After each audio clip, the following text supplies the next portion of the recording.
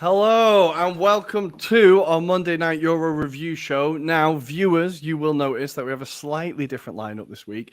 There is no Tommy, but there's no need to cry because we are joined by two friends of the show from the Hopeless Wanderer pod. We're joined by Adam. How are you doing, mate? Yeah, not too bad. Thanks for having us on as well. No, always a pleasure. And Andy. Andy, how are we doing? Yeah, I'm good, thank you, mate. Nice to be on. Are you sure? Are you ready to do this? Are you ready to go through this? I've got alcohol, so yeah. Okay, yeah, that will always help. That will always help. Well, before we'll delay it a little bit before we start off with, of course, going to the Manchester Derby. How are your weekends, guys? What have you been up to? Yeah, for me, it was kind of a weird one because it's kind of a relaxing one. I saw my mum for the first time because she had COVID, for example. Okay. My little boy, he was partying around, having little invites to different parties this weekend. Oh, nice. And then I came down with a bit of an illness, like 24-hour bug. So, yeah, a bit of a weird one, but I'm all good for the pod, so ready to give some opinions where needed. But yeah, There we go. We're really ready. strange Andy, how one was your in weekend, comparison. mate? Yeah, it was good. I went up to London to see a few mates on over Friday, Saturday night. Played some football, had some drinks. So yeah, good time overall. And then stuff happened yesterday. Yeah, we were. Yeah, kind of a bad end to the weekend, right? A bad end to the weekend. Well, I actually ended up having my third vaccine this weekend because of work, and so I was feeling pretty rough. But then to get me through the weekend, I managed to find the website and why Leeds are so rich. Their owner owns 11 Sports. I've never heard of it before. Do you guys know it? Oh, it's a streaming site, isn't it? Right, and it's free. Yeah. And guys, honestly, I can't recommend it enough. I was on a Sunday morning, the girlfriend was looking at me very confused, going, "What are you watching at 10 o'clock?" And it was, of course, the Kazakh Premier League. It was there on free. It was there for free. Also, extra class. I think you can get the Belgian League. Incredible. I was like, my football geekiness is about to go through the roof, I think, with all this free streaming. So definitely get on that. But we're going to have to go to Sunday. I had a great footballing Sunday. I just want to throw that in there. I really did enjoy myself. But let's start with it, and we will go for the Manchester Derby. Now, Andy, do you want to take us through what happened? No, but for the benefit of the pod, can you take us through what happened? Yeah. I mean, yeah, it's yeah, it was one of those. I felt a little bit optimistic. I thought, City hadn't actually done the league double over since like 2011 or something like that. They hadn't actually beaten us for a good since like 2014 at the Etihad. So I thought, well, actually, although City are in good form, it's a derby, anything can happen. I think I was a bit worried in the 24 hours leading to the lineup being announced because within the space of 24 hours, Cavani, having been declared fit to play on Friday, suddenly decided he couldn't be asked on Saturday. So by the time it came to Sunday, he was unavailable yet again. Ronaldo, for again an unknown reason, was unavailable. Luke Shaw was also rendered unavailable due to COVID. So that's why he wasn't in there. So overall, we were missing about Rafael Varane as well also went down with COVID. So we're without four, potential starters and certainly key squad members for that, which wasn't ideal, which meant there wasn't much depth in the starting lineup. But no, I thought when we had obviously Bruno Fernandes as a false nine, which is a thought would be the case because he's the most probably, he's outside of the strikers, he's the only one that can really consistently find the back of the net. So you go, okay, that makes sense. Obviously, Olanga's been in good form. So the lineup seemed, with what we had available, seemed about the right choice. But yeah, it's just Manchester City. It's just they set into a rhythm really, really quickly. And yet again, we just look woefully inadequate on the flanks. And you could almost picture a Man City goal. What they do is they get to the byline and just keep doing cutbacks upon cutbacks upon cutbacks. And that's where the first goal came from. Aaron Wan-Bissaka didn't know what particular day of the week it was. I thought it was interesting how they clearly targeted him. They put all their attacks and all their wingers on the left wing and went, right, deal with this. I thought it was really interesting how they dealt with him. But of the players that you listed that were missing, are there any there that you thought if we'd have had them, it could have been a different game? I mean, maybe not. Maybe the performance wouldn't have been so bad, but I did feel that. I think Cavani in a game like this would have made a difference, and certainly at the back, Rafael Varane. Okay, yeah, So I that's think fair. there's been because Lindelof and Varane do complement each other quite well. They're a bit more relaxed, whereas I think with Maguire, certainly in the form he's in this season, it's easy to scapegoat him on an individual basis, and again, he had a really, really poor game, but it's also worth pointing out he was not the only one.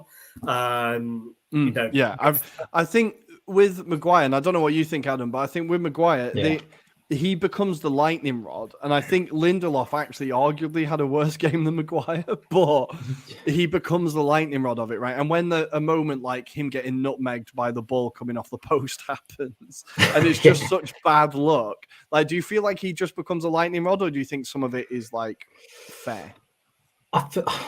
I think they were all calamitous moments, weren't they, in that defensive kind of mix-up. But yeah, you have to say that Maguire is kind of seen as the focal point. He is the captain. He is the person that is supposed to see what's going to happen or anticipate what's going to happen next. And I felt like even for that first goal, there should have been a bit more leadership from Maguire for that particular goal in terms of, like, it seems like for me, and I don't know what Andy feels, but Lindelof was really dragged across, so therefore it left that gap behind him. So for some reason, I saw Maguire just dithering. He wasn't kind of moving across and shouting behind him to Telles to kind of do something. At the same time, you've got like McTominay not really doing anything as well. He's not dropping back, and it was you could have highlighted a number of individuals for that performance yesterday. But yeah, obviously, the form that Maguire's in, he's going to be highlighted as the catalyst around why they fell, and they were pretty poor defensively, weren't they? So, definitely. But that being said, I think in the first half, United actually didn't play that badly. Like, what do you think, Andy? I thought in the first half, the first 20 minutes of the first half an hour, United were arguably the better team. City had two shots, scored both of them, granted, right?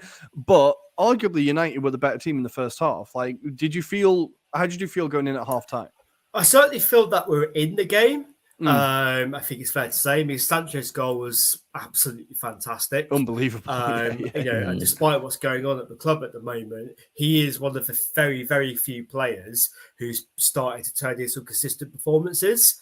I mean, that was just individual brilliance from him. I mean, he took it past a couple of players, curled it perfectly past Ederson. And yeah, we were doing what United do really well. We did it under Solskjaer, is that especially when playing against the big teams, we're always very effective at hitting them on the counter. And we were hitting them in a way which, dare I say it, we wouldn't have been able to do if you had Ronaldo in the starting lineup. Okay. But yeah, I mean, like I said, that's a conversation for another day, that one. But yeah, it's in the context of this game, I felt that we had the right personnel for the counter attack. It's just, and it happens with other United performances, they can't sustain it for 90 minutes. And I think whatever was said at half time, Manchester City went up another couple of gears, and Manchester United went down. And I think what you're saying is what Adam alluded to is a lack of leadership. Harry Maguire does get roasted a lot, but it's in part because he's captain. He plays every single game, and it doesn't seem to be any accountability for bad performances because next week he starts again. I think apart from the league game last week where he arguably got dropped, but maybe it was rotated. He's always started every game. And I can understand potentially why maybe other people in the squad don't feel that way. And I think panic sets in. Like, if a guy that's leading your team, especially at the centre of back, is not composed, he's panicking, he's diving into things, he's stood in no man's land, that invariably spreads across, that panic spreads across the players. It's just normal psychology. If one person, other people will. And I think that's kind of what sets in at Manchester United. And I think, centre midfield, I think everything goes down to obviously David De Gea's kicking and distribution wasn't good enough, especially when you close down as heavily. McTominay and Fred I don't think they ever will be elite midfielders. they'll do a job, but they, if you look at the Manchester City personnel, it's no wonder they were eventually overpowered and just outpassed. I think in the second half we had an XG of 0.00. We didn't get a shot goal, and there was a stat that came up in like 15 minutes. We had like 8% possession, and for a team that's supposed going for top 4 at the beginning of the season, we were talking about we could maybe challenge for the title. Like that's the conversations that were being had. I'm sorry, but I love watching those videos now of Neville being like, yeah, we'll finish above Liverpool. Yeah. Well, to be fair though, I didn't. You know what? I didn't think it was that outrageous last year because we did finish second the year before. I still insist that was a false position. That was such a weird way how you. It was a very weird. I don't know how it happened. I was just like, but when you think about it logically, last summer, you go, okay, we've done all right this season. We got to a final. Maguire was actually playing quite well at the time. I know it's easy to do all the revisionism and say he's been crap the whole 3 years. He hasn't. For the first 2 seasons, he was actually quite consistent. He's always turned up for England. Yeah. Apart from that surgeon in Greece where he got a red card in the game afterwards, but aside from that, he's always been quite consistent. And when he missed the Europa League final last year, he was considered quite, and even when he missed the first couple of England games, he was considered a huge loss. So it's very easy just to write him off as an absolute disaster. But this season it's just gone from bad to worse. And unfortunately, the options behind him haven't been much better. But it's just a bit of a pitiful performance, unfortunately, yesterday. I think I was ranting yesterday that 8 out of that first 11, if they got sold in the summer, I couldn't care less. I'm not surprised. But we do actually need to talk about how good City were, right? I think it's easy to get focused on the fact that United were less than impressive. But I think for City, the player that really stood out for me, and we've talked about him a little bit, and the fact that he hasn't really been starting, but Jack Grealish, he got the start, surprised a lot of people that he was starting. I think it was very much a challenge by Pep to this is your chance, out you go. And I think he more than delivered, really involved in the first goal. I think we can see that he's changed a little bit from the player he was at Villa, and he's starting to get that Pepification is kind of coming across him, I think. Which players in particular impressed you, Adam? Or what impressed you about the City performance? I think obviously there's so many players in that team that you could have highlighted. I was impressed by the maturity of De Bruyne. I thought he was really sophisticated. I felt like he was almost taking over that Fernandinho role where he was controlling that midfield. But we know that from previous matches, not even just this match, for example. I was a bit miffed by Foden's choice, to be fair. But I felt he did quite well. He had that Gaza-esque move before that second goal. That deserved to be a goal. That deserved to be a goal. And it's taken back. But like you say, Grealish, I think, was the one to kind of highlight. And he was clearly on a mission, because I saw in that break of play, obviously Grealish came over to get his bottle of water, and Pep was telling him, just carry on, just do what you're doing right now. And as you highlighted at the very beginning, he was really targeting that left-hand side, because for Aaron Wan-Bissaka, I mean, God knows where he was half the time, to be fair. He was just so many times outdone by Grealish or someone that was overlapping. So Bernardo Silva, another one that did really well yesterday as well. So you could have highlighted the whole of the Man City team, to be fair. But it wouldn't do it justice, would it? Well, this is it, exactly. And it's a moment though where it's again, when we lost them at home in that 2-1, arguably our best performance of the season, and we still lost. And you turn around and you go, actually, they're just a bloody good team. They're just a very good team, and they've got lots of very, very good players. And it sounds obvious and it's simplistic, but it's just true. I think, the depth they have, and the ability for them all to switch positions seemingly at ease just overpowers everyone. Scary. I think I did feel sorry for Wan-Bissaka after a while. That moment where he got just Foden sent him flying, I was like, you are not having a good day. It's time for you to go home. But Andy, before we move on, and we can move on to different topics, I'm going to give you 1 minute. Where do United go from here? Ooh, 1 minute's hard, but I'll give it a go. I think in short, it's just to get the manager situation sorted for next season. Apparently that work started, and it's important that they get that next decision right. much of that conversation seems to be either Ten Hag or Pochettino. I don't know who it will be. Anybody claiming they do, including Fabrizio Romano, you're lying, because I don't think even the board knows what they're doing next. So that's a flaw in those predictions there. But yeah, and I think that as well is also the football side of the organisation needs to have the authority, if you like, to get rid of some big name players. I think, ignore how damaging it might be for the brand if certain players, to likes to say Rashford, if the next manager comes in and goes, I don't think these players are good enough to serve a purpose in the long term, they need to go, yep, we'll back you, we'll get rid these players out the door and bring new ones in.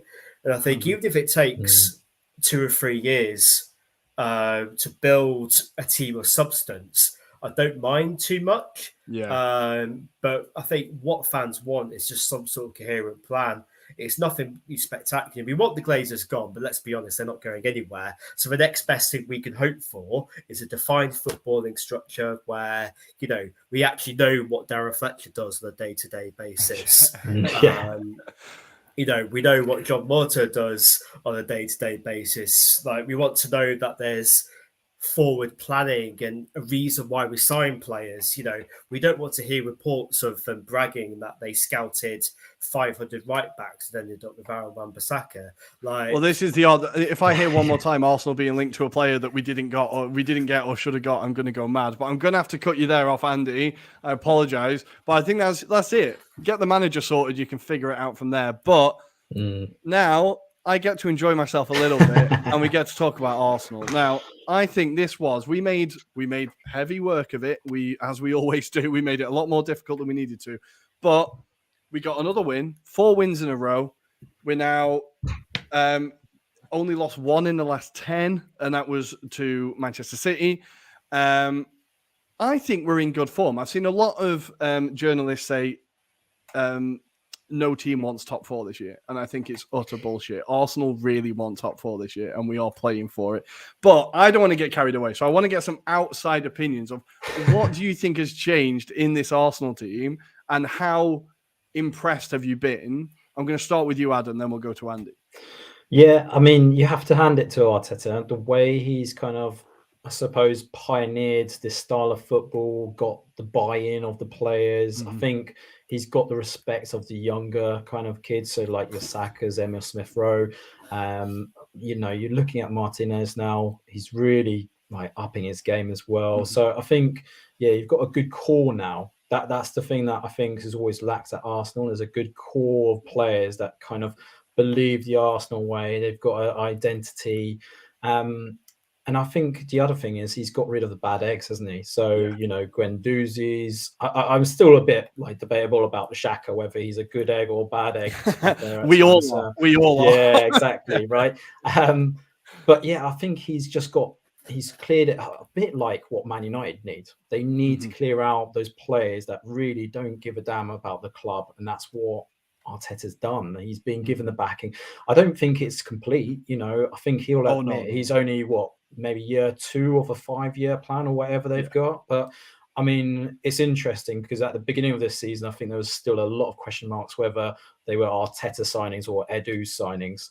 And actually now you're starting to see that he's working with that team quite closely. It's interesting that he sent a lot of the youngsters away as well. So, let's see what happens. But, I mean, it's very promising. My only question back to you is, are you a bit worried about the depth of players? Because you're going into this run-in now, for example, where there's a few big games, like obviously against Man United coming up in a few months' time, roughly. Are you kind of feeling that a few injuries might kind of sway the season? I don't know. What's your thoughts on that? Yeah, just quickly before I answer your question, we've had a response from the chat from Rudy. Xhaka is apparently a cracked egg. I think that is actually a very good definition of Xhaka. I will take that. Look, I think the thinness of the squad was like a calculated risk by Arteta. I think it was like, okay, can we get through these games? We're out of the FA Cup now, right? We don't need that. So can we get through this? I think it could bite us in the arse massively. Like, it does worry me the fact that every game the only substitutions we can make are Nketiah off the bench and Pepe, or like the only players that we can really bring on. And Pepe, we have seen improvement, but he's still a £72 million flop at this point. Like, there's a lot of weight on him. I think it could all fall apart. But also, that being said, I think top 4 would be a massive. Like, I saw Laura Woods talking about it on TalkSport today. It would be a massive overachievement. I could not agree more. We've gone from the beginning of the season, people telling us that we were going to be mid-table, right? Arsenal have finished, they're crap. They've wasted 150 million. Takahiro, who, right? People laughing at Aaron Ramsdale, at how bad he was going to be. You can't then turn around and say, oh, you've bottled it if you don't finish top 4. Like, I think we are in a very good position, but it would still be an overachievement. So I think with the thinness of the squad, it could all go wrong. But I weirdly, without jinxing it, I think we can do it. I think we're getting results against teams we're supposed to get results against, which is not what Arsenal used to do at all. We haven't beaten any big teams this season. I'm including Spurs. But you don't need to win those games. That's only a combined 18 points a year, really. It's nice. I would love to win those games. Don't get me wrong. I'd love to beat United. I'd love to beat Chelsea. But if we don't, I don't think it's the end of the season. So I think the attitude of the players now is they keep saying it. We've got 13 cup finals, and you can see it. They're just not listening to outside noise. They're not getting carried away with it. It's just one game at a time, one game at a time. I think Arteta has definitely won me over. I can see the vision now. I can see it. And I think if I was saying pre-record to Andy, like the difference in how I feel about this Arsenal team from now compared to last year is insane. Like, there were so many players that I just hated or just felt nothing about or just did not. And now this team, I could not love them anymore. Between Saka and Smith Rowe and Ødegaard, all of them. I'll list them all apart from Cedric. Like, I love them all. And I think Arteta has like really turned that around so quickly. So Andy, do you think you've got a genuine rival for top 4 now? Yeah, 100%. I think, and in terms of what you've both said, you're right. I think Arteta's finally got the bad eggs. As we were talking on offline, he's finally got rid of the bad eggs out of the squad. Players, the likes of Aubameyang and Guendouzi and the like, have all been shipped out and moved on. And what you've got, which I think is what Arteta always wanted, is a core of young players who've got lots of room to improve that would take on Arteta's ideas. But obviously, likes of Ødegaard, who I think still is good enough to be playing for Real Madrid now. His face didn't fit. I think it was one of those kind of things. Very lucky to have obviously Smith Rowe and Saka as your homegrown boys. Like, they're really coming to their own. I think I nearly, when you put on the group earlier about the whole Saka being Young Player of the Year, I nearly replied and told you to do one. In so much words. That was gonna be my next talking point, but let's go. I think Saka's got a shout of being. And you know what? I was having to think about it. Thought, okay, let me take my emotion out of it and look at logic. I thought, actually, his output this year, considering he plays pretty much all over the pitch, is brilliant. Like, he's effective wherever he is, and I can't think of another player at his age that's performing at that kind of level. So yeah, I think Arsenal got the squad. I think the only thing that the asterisk I'll put to that is Arsenal have always gone for these spells over the years where, they look very convincing at beating the teams they're supposed to be beating. I think, since January, if you looked at, the sort of teams that you've been playing recently, the likes of Wolves, Brentford, teams like that, is that you should be beating them. Well, exactly. We should. Watford in the politest way possible, and you are. So that's fair enough. But the difficulties always become like, when the pressure's on and they're expected to do something, and two, when they come up against teams of substance, they always historically tended to struggle. So if you look at their next fixtures of, Leicester City, they've got a home. They've always been quite tough for Arsenal in recent times. Liverpool. Then we've got Liverpool. You basically roll over for Liverpool every time you play. It's embarrassing. It's been a few years as well. It's embarrassing. Yeah, it's obviously Villa. Villa and Palace, like obviously Palace is a derby, but Villa, you should be winning that. Brighton at home, you should be winning Southampton, but then so there are games there, but it's the games against the big teams or teams that are doing well. I think is where you'll really see progress. If we're having a chat in a couple of weeks and you've done one over Liverpool, you've done one over Leicester, you've got a tough derby when it gets Palace, then you could probably turn around and go, oh, actually, yeah, maybe they are the sort of real deal.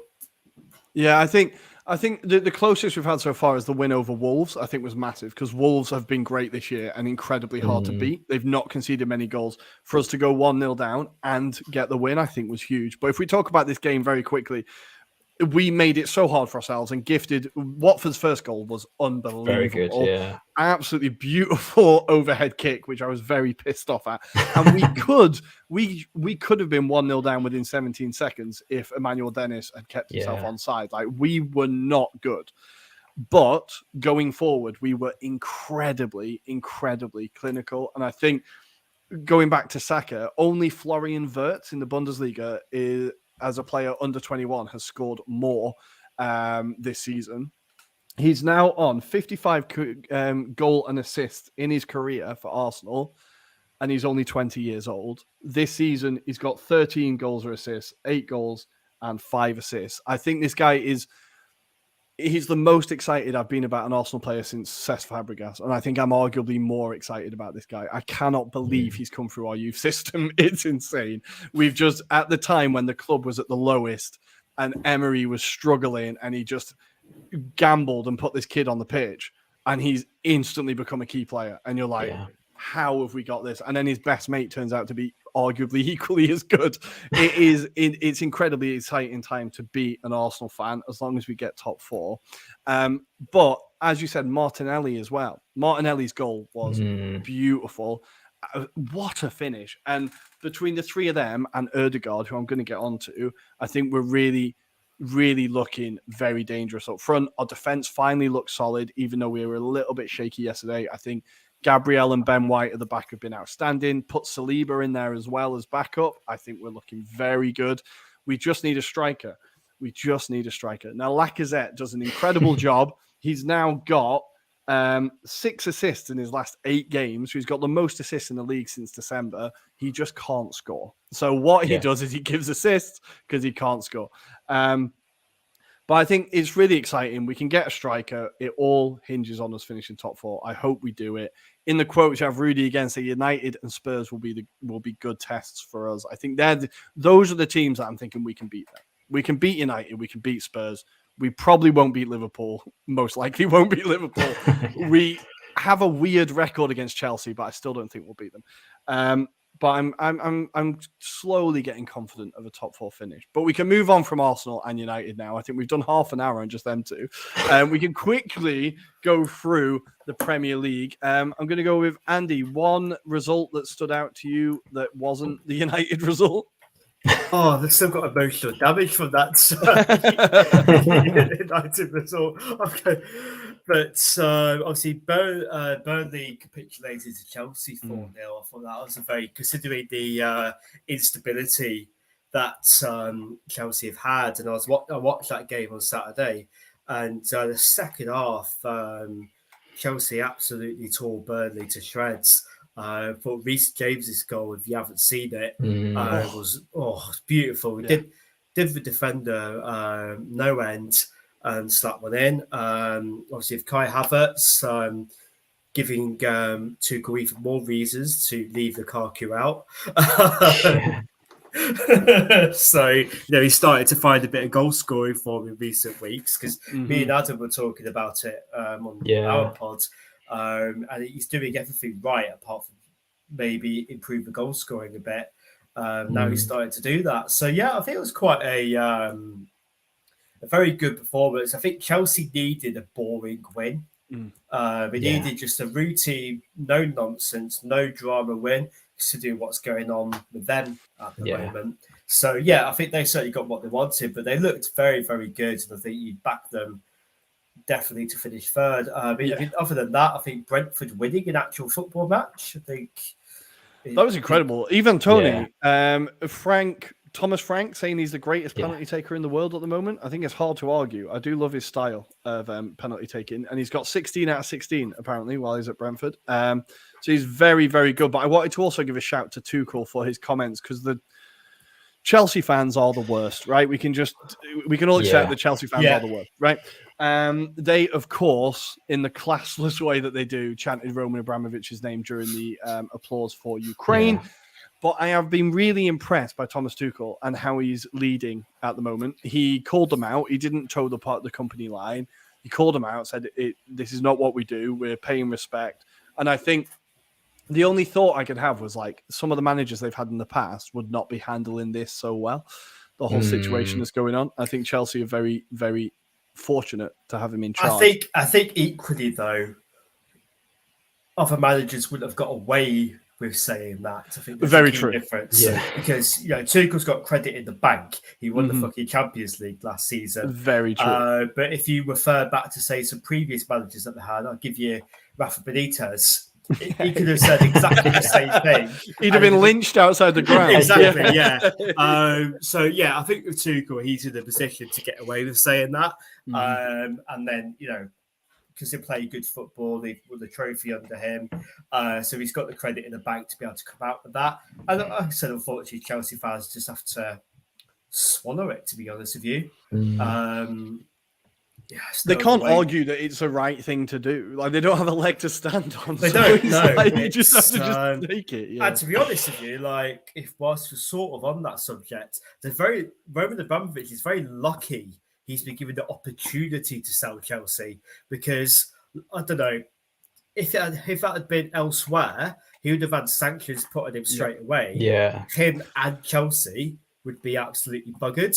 I think we're lucky. Giving him plenty of time. Let's just say that. Yeah, this sale is not being rushed, right? It is a slow sale. But Adam, one result that stood out for you this weekend, you were like, I was going to call out Brentford, but let's go for Aston Villa 4-0 against Southampton. Coutinho looks really sharp. Obviously, I don't know about on this pod, but Jacob Ramsey looks the real deal as well.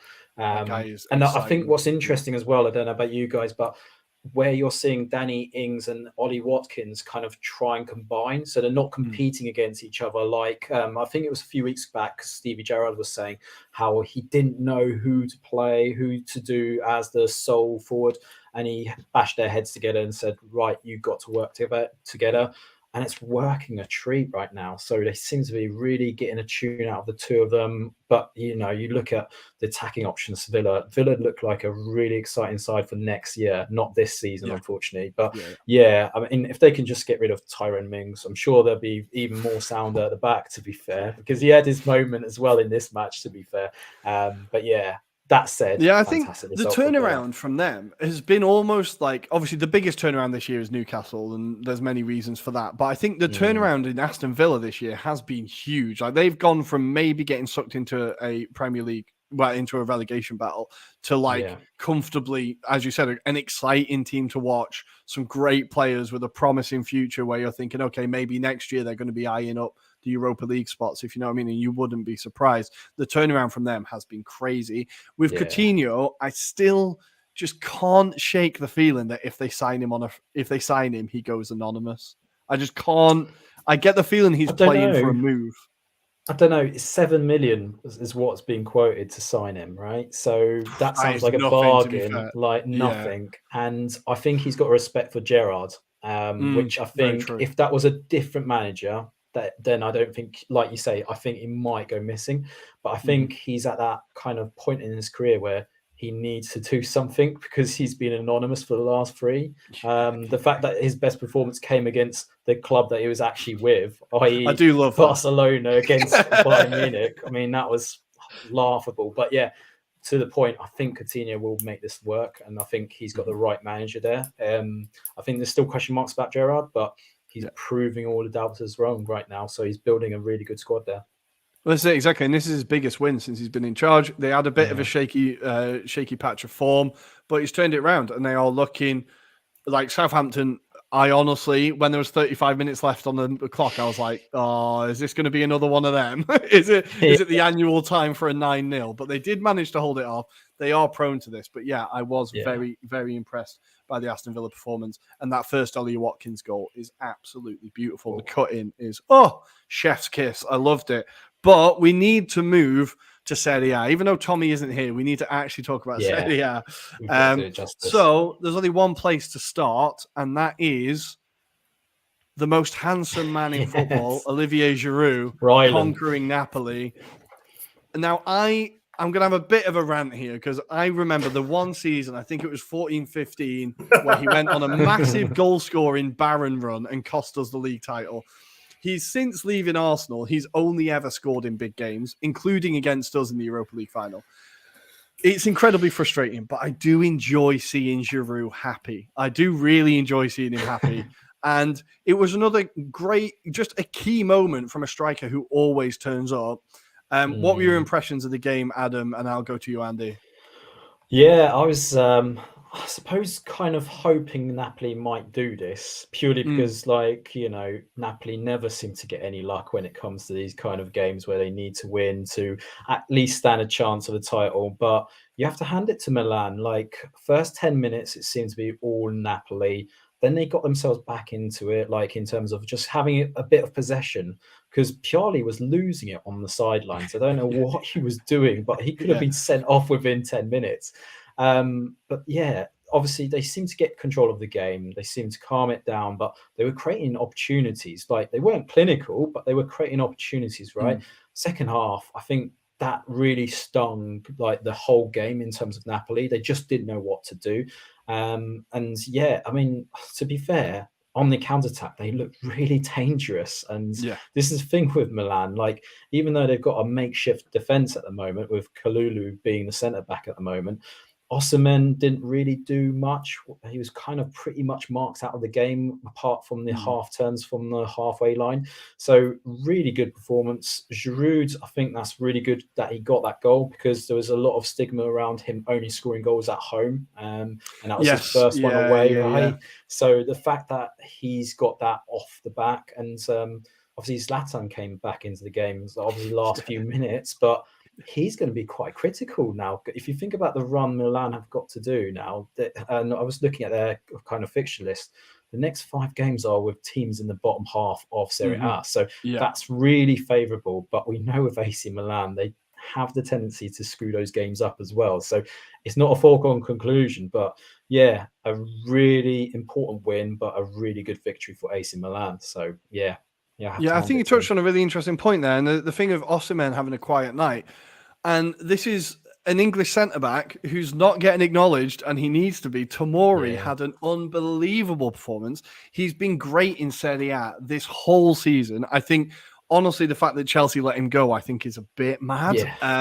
He's been unbelievable since he came to Italy, and I think he was a key reason why, even like having Kalulu next to him, I think the fact that Tomori is a lot more mature than his years, I think he really is like, he doesn't look like a young centre-back. I think he was able to kind of coach him through the game, keep it organised.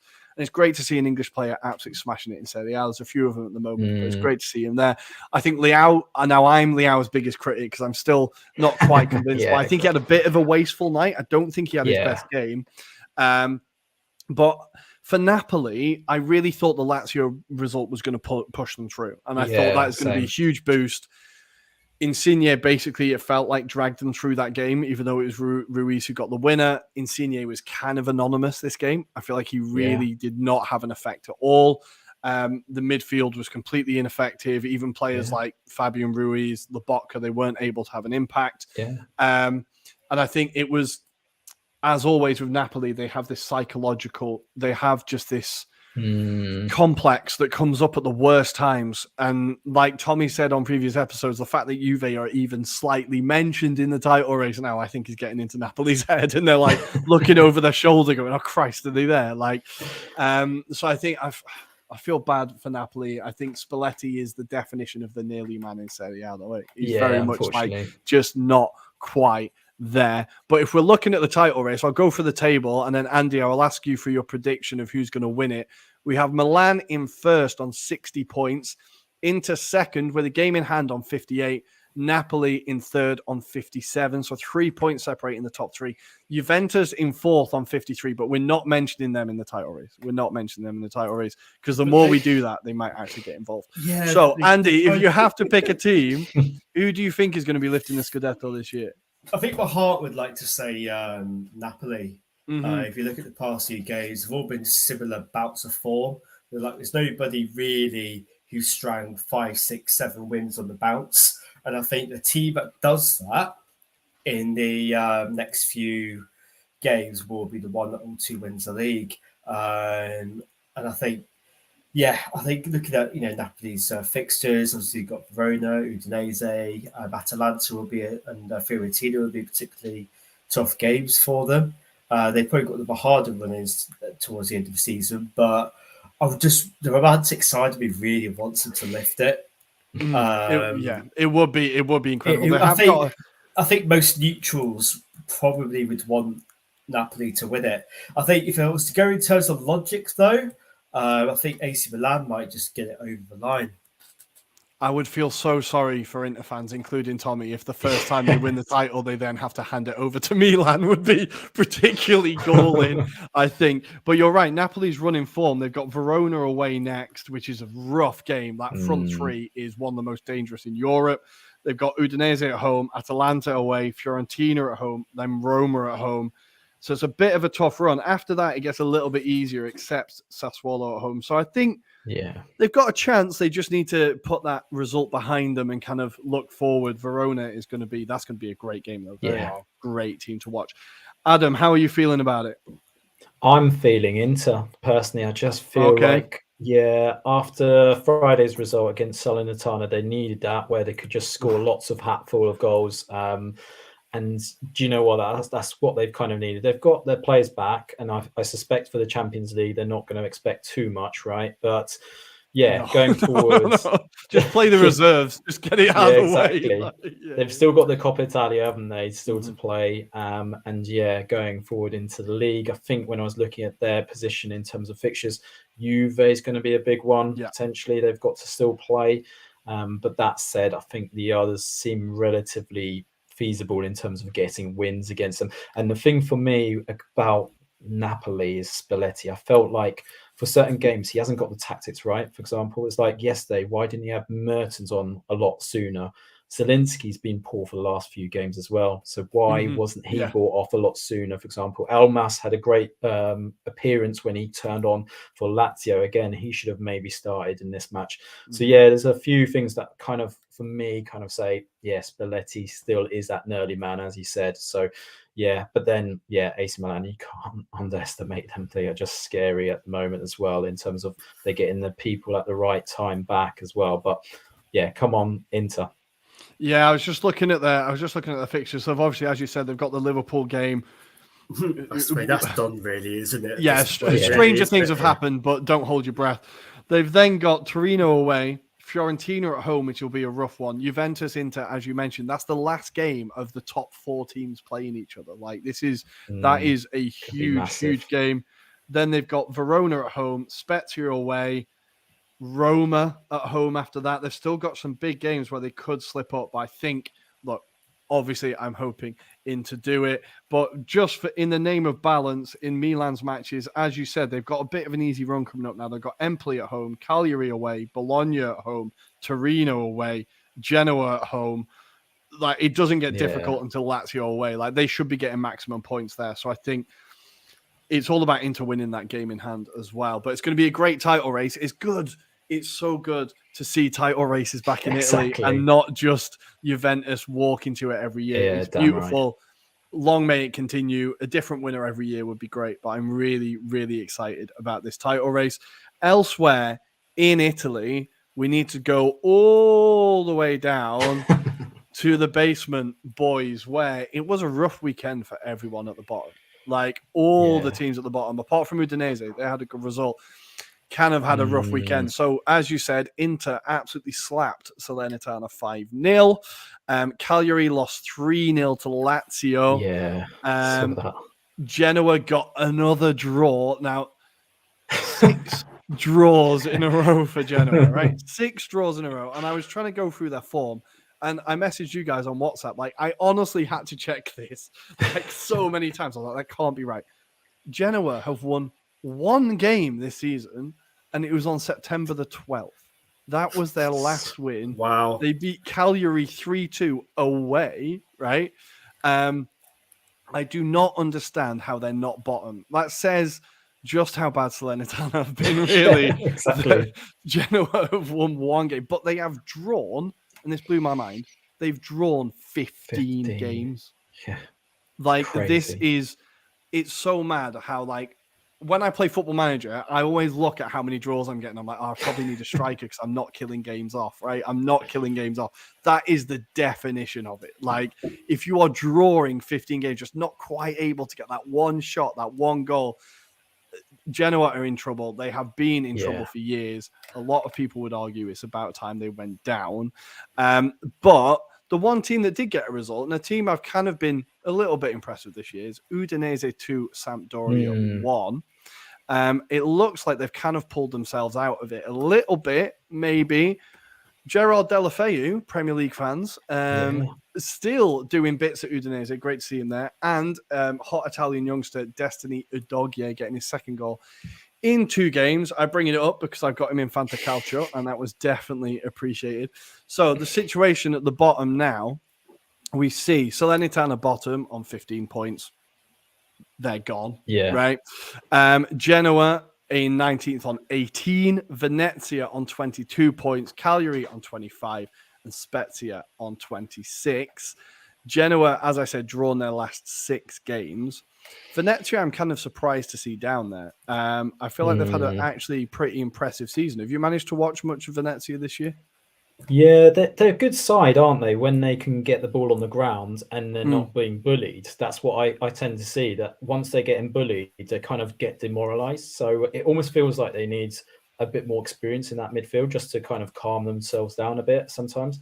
But that said, I think they've got the quality of players in there, because we're forgetting about Nani, for example. He's there, right? Yeah, and then we've got Romero in goal as well, who was unlucky for the penalty this weekend. That was so close. You could see him like, damn it, he kind of just jumped so past it. Yeah. And just purely for nostalgia, we want more shirts, right? So we want them to stay up, right? So they bring so much to Serie A. I think they bring a lot to Serie A. The atmosphere in the stadium there, they're a very...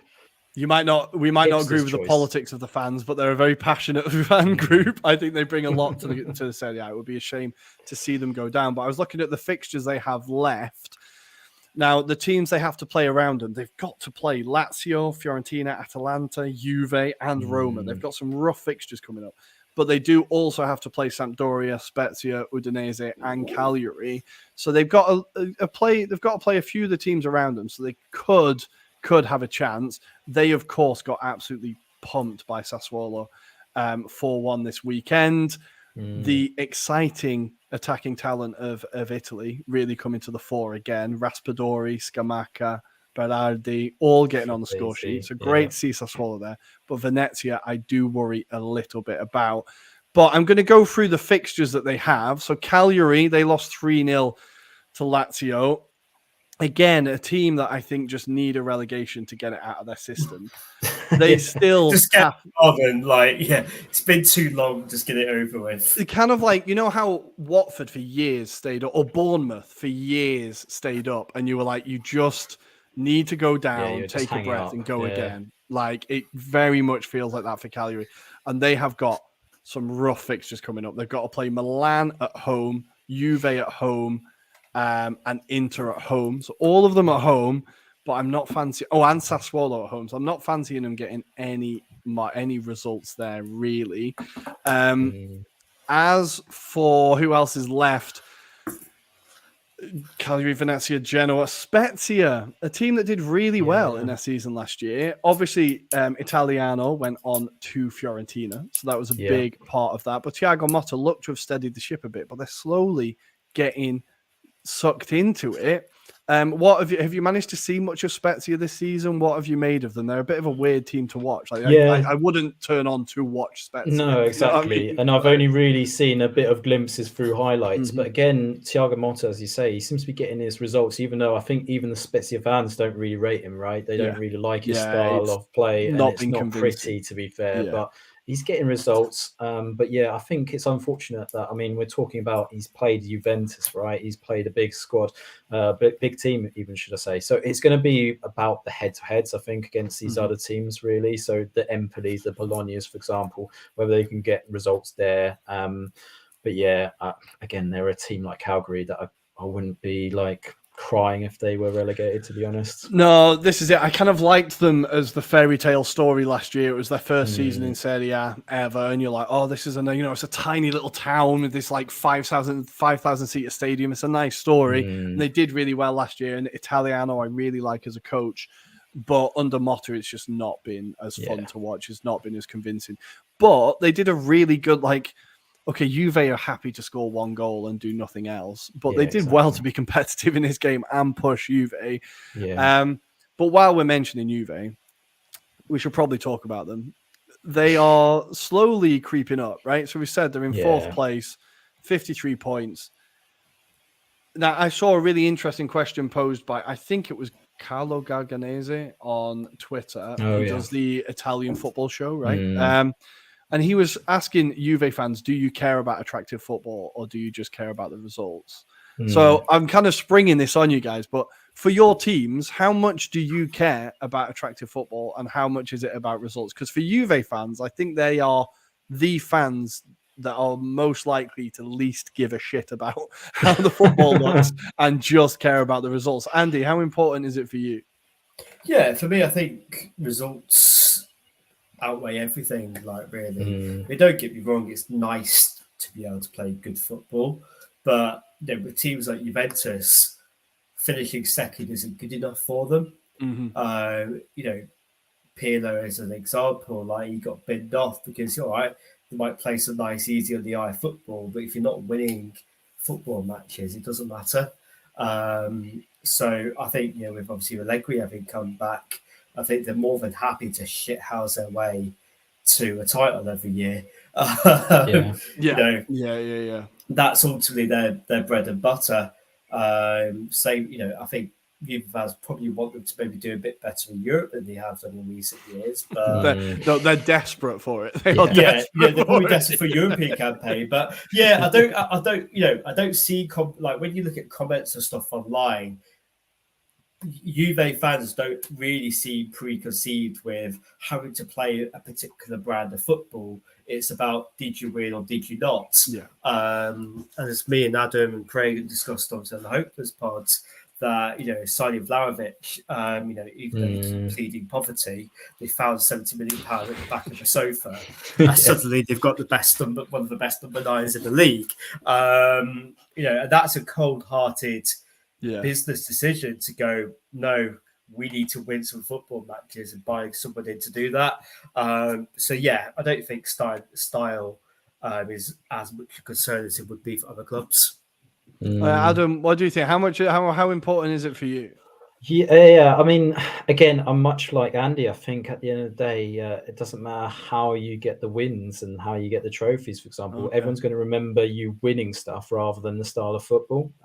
So, like, being even a Wycombe supporter, we had a period of time where we had John Gorman play total football, outplayed teams, right? But we never won anything. We folded at the end and we didn't even make it into the playoffs, for example. So for me, it's like, what do I get out of that? Nothing. As a supporter, reminisce about how great the football was, but did we actually achieve anything? No. And under Gareth Ainsworth, for example, we're playing a more direct style of football, maybe not as boring as Allegri's style of football, but certainly this is the difference. But we are being a bit more successful in the style of play, and we're winning stuff. We've been in the championship for the first time in 143 years of our history. So, for example, that kind of thing, you kind of go, there's some merit in terms of playing a more direct style of football, for example. And I will forgive him because we are doing stuff, we are winning stuff, and we're going places. So, yeah, it's a balance, isn't it, for fans? I think there's this idealist style of football that we should be playing, total football, Holland's 1974 style football, but actually, yeah, you want to also win, and I think fans want that at the end of the day. So it doesn't matter what level, whether you're at my level at Wycombe Wanderers or if you're Andy, for example. I'm sure if you pose that question to Andy to say, next 5 years, you can win everything, but you're playing this really direct football, he'll take it. Yep. Yeah, I don't know. I feel maybe I'm just a bit of a romantic. I want my teams to play nice football. You're maybe just it's a bit just of an having Arsenal watched. fan. Yeah, maybe it's That's what it is. watched Arsenal gloriously fail for the past 10 years, or 15 years. It's kind of. I think teams get remembered for the style of football they play. I think you do remember. I think you do. You don't only get the glory, you get remembered as a great footballing team. I think it does matter. I think it does. Yeah, matter. but you get remembered more for winning shit. Yeah, no, that's true. No one's going to remember Arsenal 08-09 season, right? I barely remember it. We were playing nice football, but we didn't do sod all. So I think, maybe you've got a point. But I kind of got lost. So quickly before we end, we need to make a prediction on who's going to get relegated in Serie A. So between the teams I'm picking that are still in it, I think Sampdoria, Spezia, Cagliari, Venezia, and Genoa. If we take Salernitana is down, Adam, who are you having as your bottom three for the end of the season? Salernitana, Genoa, and Spezia. Spezia, I think. Yeah, Andy, sorry, what do you reckon? Well, Salernitana, obviously, I hadn't watched him up until Friday night, as it happens, and they are not good. There was a bit in there which stuck in my head. Right, if you're getting outpaced on the wing by Edin Dzeko, then you deserve to get relegated to Serie D. To be perfectly honest with you, if they got promoted too early, too early. If he's making moves, if he's making him look like the Usain Bolt, then you just need to pack it in for the rest of the season, to be honest with you, because they got absolutely torn to shreds against Inter. So, they'll absolutely go down. I think Genoa, they're another one where they've got, 7 points just to even get to safety, which means they're going to have to start, I think, out of their last 10 games, probably have to win 6 or 7 out of the last 10, and that ain't happening. No. I think for Cagliari, I think they will go down. I haven't seen too much of this season, but they're a little bit like Burnley, where you're just kind of waiting for them. They've never been quite. They don't play great football, but they're not quite shit enough to go down. There's always been 3 worst teams. I think maybe this year is when the luck runs out. That said, though, they are on form right now. I think they're 5th in the form league right now for 2022. Are somehow. Like they are somehow pulling it out of the bag, and they always do it. They made some deal with the devil or something. Like they just always somehow just keep their head above water. And I think we talked about it in the last pod. I've got a weird. I just don't like Cagliari. Every time I've watched them, I'm like, oh, for God's sake, just go! You're terrible. So I think they're going to stay up. I think unfortunately we could see. I want Venezia to stay up, so I'm going to say Spezia, but just because my heart doesn't want Venezia to go down. There we have it, guys. We are finished for this week. Thank you for coming onto the pod. I need to do the things that Tommy usually does, and hopefully I get it right. Please follow us on. It's along the bottom. Please follow us on Twitter at Italian Anglo Pod and on Instagram at Anglo Italian Pod. Follow our sponsors at Sports Club Maps. And guys, please tell us, where can we follow you? Where can we find you? Yeah, you can follow us on Instagram at the Hopeless Wanderer Podcast or on Twitter at Hopeless Pod. So feel free to join us. Me, Andy, and Craig, our regular co-hosts, join the show on Thursdays at 8 p.m. So feel free to join us. But thank you again, Rory, for having us as well. I really enjoyed it. I really enjoyed it. Not just because I got to talk about Arsenal for extra long now. Tommy isn't here. That isn't the only reason. But thank you, guys. Listeners, viewers, we will see you on Friday, where I think we have a special guest on Friday. I hope I haven't just ruined it, but I'm pretty sure we have. So we will see you on Friday, guys. Have a good week. Take care.